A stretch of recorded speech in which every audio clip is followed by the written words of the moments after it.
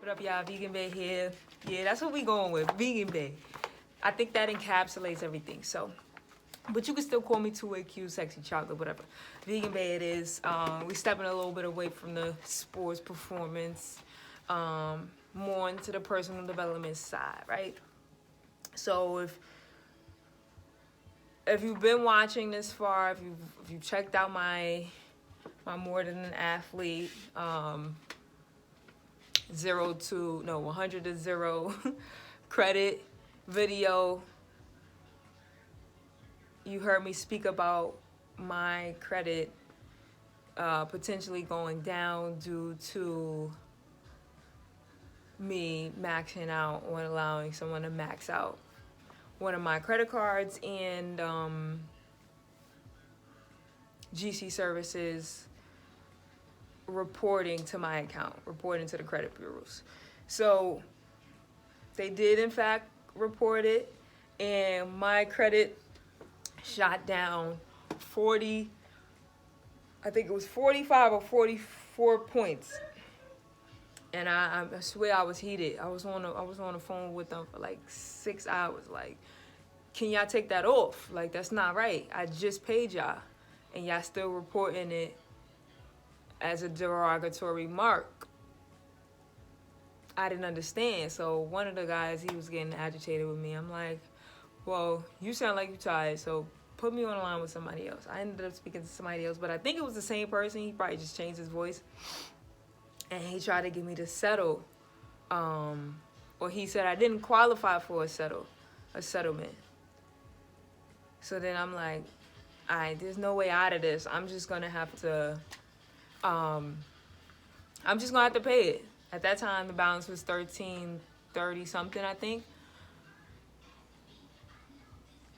$1,300. Let's just say $1,300. So you're not thinking it's $13.30.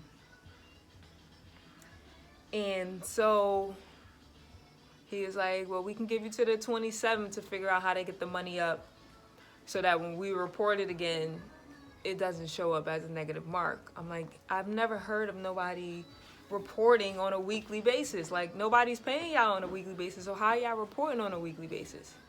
You know? So he was like, well, that's our policy. So if you pay, if you set up a payment arrangement, the weekly reports, I think did he say they would stop? I don't know. I have to call back again, but so they reported it again, but I don't know if it's showing up as a derogatory mark because my credit score, it didn't go down again. It's still the same from when the first time it went down. And I ended up settling after he said I didn't qualify for the settle. So that's a tip. Sometimes they'll tell you you don't qualify to settle in the beginning, but I always suggest calling back and speaking to another person. For some reason, I've always had luck with the women representatives. Like with the men representatives, they just, you would have thought like it's their item or whatever, like it's their company. No, you work for a company. Like, stop going so hard. But I guess that's the aura, the vibe of collections. You need people who are stern and you want all your coins. That's why it's in collections in the first place. So I had called back. I called 3 days back to back. And the third time I called, I spoke to this lady. Nice. I knew she was nice. I thought she was gonna take the whole shit off the account, but I'm like, alright. So I was telling her like, yo, I can't even sleep. Like, I can't even eat because I'm thinking about this. Like, sometimes this is what you gotta do with these people. Because they still people at the end of the day, so they could understand. So I was like, I haven't been able to sleep thinking about this. So is there something like y'all could do? He told me y'all would stop reporting it, but I don't know. Like, I've never heard of y'all. I just paid before they reported it, so I don't understand. She was like, well, if the payment agreement is in our system electronically, then they won't report it as often. But I'm like, I initially set that up with the other guy, so that was an error on y'all's part. He said if I call back and I tell him that they reported again, he'll be able to fix it and be able to take it off, and it would occur as a deletion and all this other stuff. She was like, well, we don't have the authorization to do that. I'm like, wow, like, so can I speak to him? Like, is he in? Because why would he tell me this and this, that, and the third? So I don't have an attitude yet. Like I said, like, usually the guys, they give me more like tug of war, but with the women, they more like, well, let me see what I can do. So she said, let me see what I could do. And she put me on hold for a little bit. So she was like, well, the best we could do is you could settle.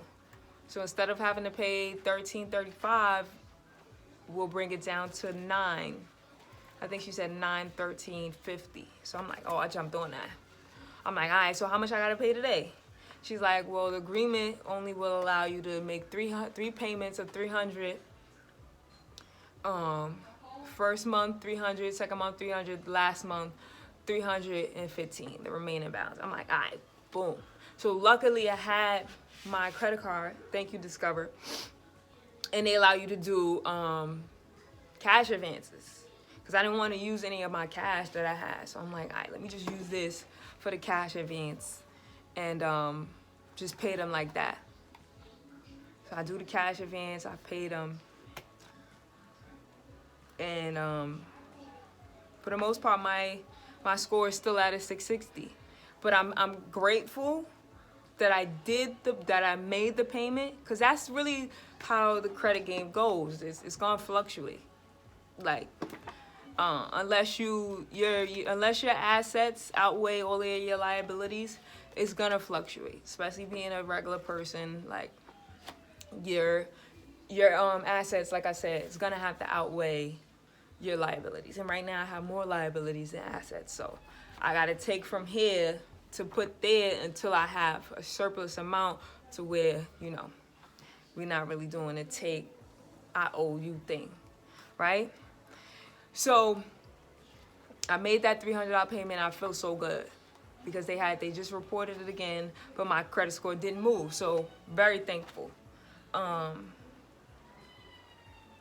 for the people who, you know, aren't so fortunate to, you know, get a credit card that does allow for cash advance, just to prevent it, period. Phone lines, don't go on the phone line with nobody, like I said, with people who don't care about credit, none of that, who can't make payments on time. Do not go on the phone line with nobody who is not responsible enough. 2, don't max out your cards. I know you be out there trying to please people like I did. You gotta be smart about your purchases, you know? The credit card is there for you to use, but make strategic choices. Make choices that will benefit you. Just buying stuff just because that's not who won at the end of the day. Now I'm sitting with this credit card maxed out, and you know, can't really use nothing. My intention was to buy a laptop with it, but things got out of hand. You live and you learn. But like I said, if you're gonna put somebody on your phone line, make sure they are a responsible person. Like, know that. Like, see it. Even ask that person before they get on your line. Let me see your credit. Because if their credit is trash, that means they're probably not responsible. So don't do it. Do not max out your credit cards. They're not meant to be maxed out. That's not how the credit game goes. You use some, and whatever purchase you use is supposed to generate some type of income so that you could pay it back. Or if it's not that way, you already accumulating some money from a different stream of income to pay it back. Now, you don't want to pay it, if you don't want to pay it in big chunks, just make sure you pay the minimum payments. But we're going to give you some tips. I don't know if you guys heard of Ask Cash, but he's on Instagram, and I have this book. So we're going to take the tips that he said in order to get your credit back on track and keep it that way. There are 5 things you must avoid. 1, he says, don't make late payments. Right. Making late payments simply shows creditors that you are having a hard time meeting your obligations. However, if you've made some late payments in the past, it's not the end of the world. As you continue to make payments on time, your previous late payments will have less of a negative impact. The key is discipline. Discipline is showing creditors you are responsible. Do not make late payments. If you do, because that's how life goes, you might get in a situation where you might have to make a payment late. But even in those situations, exhaust all options. Call your creditor, be like, hey, like, can you give me an extension? If this is your first time calling, they'll gladly give you an extension. And it won't even show up as a late payment. And like I said, like some people feel overwhelmed. They feel like they have to give a big chunk at once. No, make that minimum payment. You good, sis? Make that minimum payment. Another one, like I mentioned, do not carry big balances. Carrying a big balance shows creditors that you're having money issues and are relying too heavily on the credit to get you by. As a rule of thumb, you should keep your usage down to about 30%. 10% if you want a 700 or better credit score. So for example, the example he uses is, if your credit card limit is $1,000, you should not carry a balance greater than $300. Now, I've carried balances greater than 30%. But I also, the way I offset my total cumulative balance is I have some credit cards with, say for instance, my PC Richards credit card, $4,500, they approved me for. I bought my speaker from my fitness party on that, $125, paid that off. So it's just that's just $4,500 in the accumulated balance, right? So there's, that outweighs the percentage or the ratio from percentage used to not use, whatever, right? 3, do not close a credit line unnecessarily. Closing a credit line can hurt you in 2 ways. It can increase your usage ratio because you no longer have the credit limit available to you, bringing your usage ratio over the recommended 30%. That's exactly what I just said. Like, I don't know, like somebody in my instance, if they paid their PC Richards card off, they probably would have closed it. No, you don't have to close it. Let it sit there because that limit is still available. And it helps with that ratio, like he just said. It can also affect you because it may eliminate a rich part of your credit history. Most people close credit lines because they don't want to have too much credit available if they're not using the card, or they may have received a new line with a better rate. In these instances, the best thing to do is call your creditor and negotiate a lower rate or fees. Keep in mind that you lose more by closing your old lines. Yes.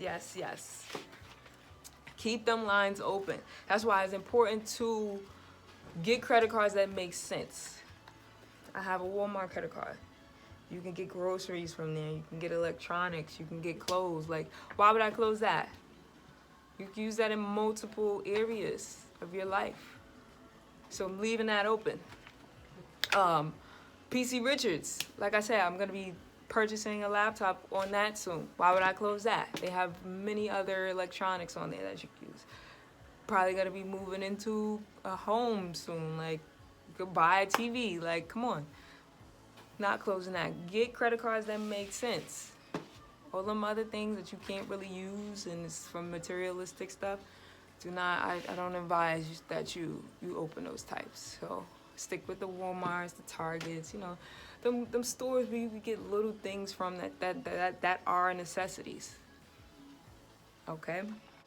4th one, don't have too many credit inquiries. Anytime a creditor checks your credit, it affects your FICO score by at least 2 points. The deduction in points may only last for about 6 months, but it's still important to use with caution. Simply put, don't be out here trying to apply for credit cards every other 2 days. It's gonna look bad. It's gonna be a red flag for them. Like, okay, well, we're not giving her nothing because if she's doing this every 2 days, that means she needs money, which means she doesn't have money to afford the card nor pay her minimum balance. So we're gonna deny her, simply put. And 5, defaulting. Defaulting on any type of loan or credit card is the single worst thing you can do to your credit. Defaulting will surely get you declined for any new loans or have you paying more in interest than what you borrow. This should be avoided at all costs. If you ever foresee that you can't meet some or all of your obligations, it is imperative that you reach out to your creditors as soon as possible. Most will be willing to work with you, like I said. Communicate. The people on those lines that you call the reps, they are real people. They're not robots. So they know life happens. You just have to, speak in the right tone, in the right manner. The yelling and stuff, that don't always work. You want to talk to them with some type of respect. I just want to give you guys something that he gives for free. He says, certain states mandate by law to provide everyone a free copy of their credit report once a year from the 3 main credit bureaus, which are TransUnion, Equifax, and Experian. So visit www.annualcreditreport.com. That's the single best way to monitor your credit score and your FICO. Your FICO is all 3 of those credit bureaus factored or averaged into one score. So that will be your official score. The credit-wise and the credit karmas, those look good, but the annual credit report, that's your most accurate score. All right? So if anybody wants to better their finances for 2020, this is something you should definitely pick up. All right? Vegan Bae, over and out.